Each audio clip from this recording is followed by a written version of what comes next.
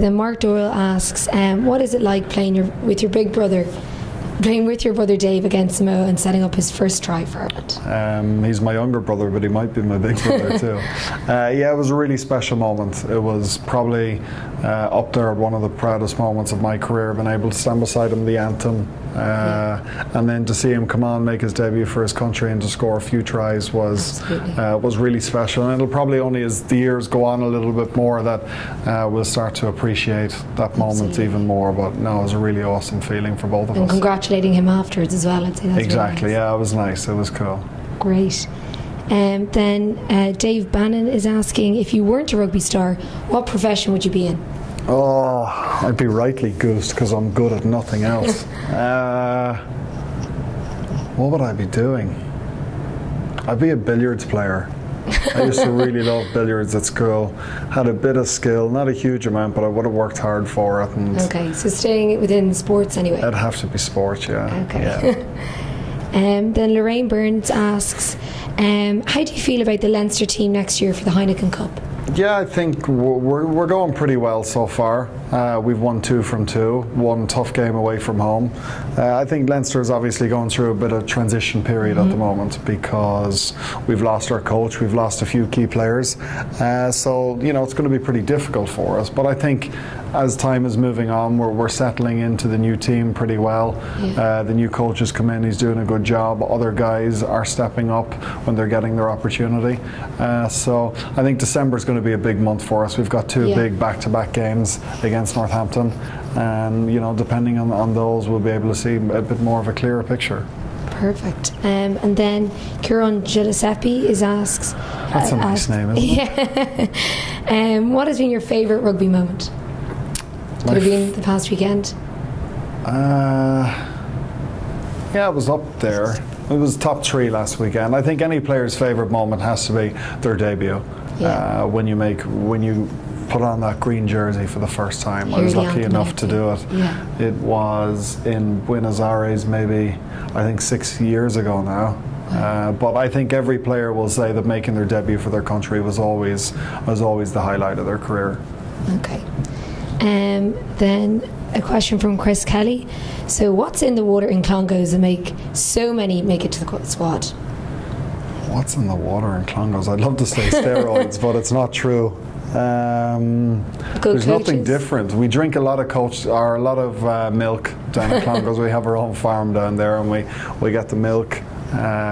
Nice, fresh, daily, transported into us. I think it was just one of those days where, you know, we were just lucky to have all 4 guys on the field at the one time with myself, Gordon, Fergus and Dave.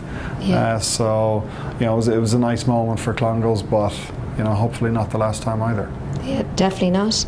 Then Sinead Connick asks, what has been your all-time favourite career moment? So in your general career. My general career? What's my general career? Any other events or anything that you've been very proud to be part of? That's a hard one. I do quite a bit of charity work for Concern, and I think maybe 3 years ago I was injured for a full 9 months, and I got the opportunity to go away to Ethiopia for 10 days, and you know, it wasn't, you know, a proud moment for me, but it was a pretty big highlight in terms of something outside of rugby. I learned a huge amount from it, and it was a trip that I really enjoyed doing. So, you know, that's something that outside of rugby that's been pretty memorable for me. Absolutely. And then Genevieve Appleby asks, what is the atmosphere like in the camp with the new appointment of Joe Schmidt?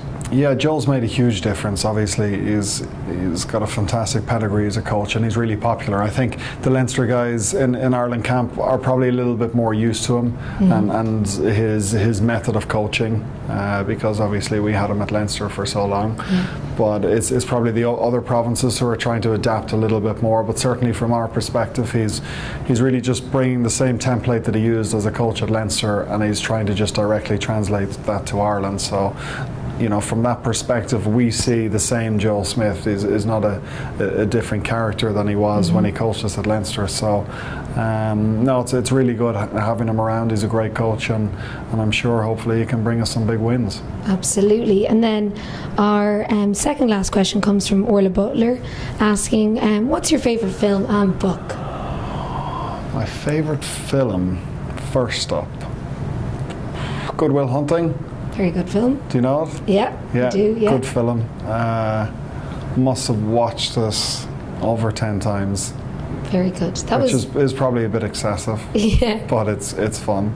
And then the last question is from Ross O'Carroll Kelly, asking, in your view, Rob, where did it all go wrong for me? Poor old Ross had a tough time of it, isn't he? Yeah.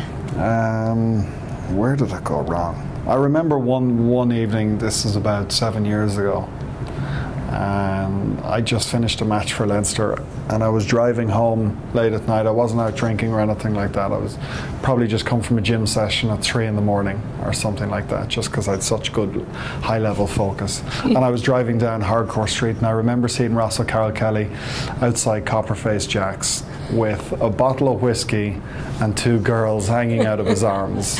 And I was there with my protein shake, obviously. Yeah. And I just looked at him in that moment and I said, that guy doesn't have what it takes. Yeah. And, you know, I was right. And unfortunately for him, and probably fortunately for Irish rugby, he's never made it.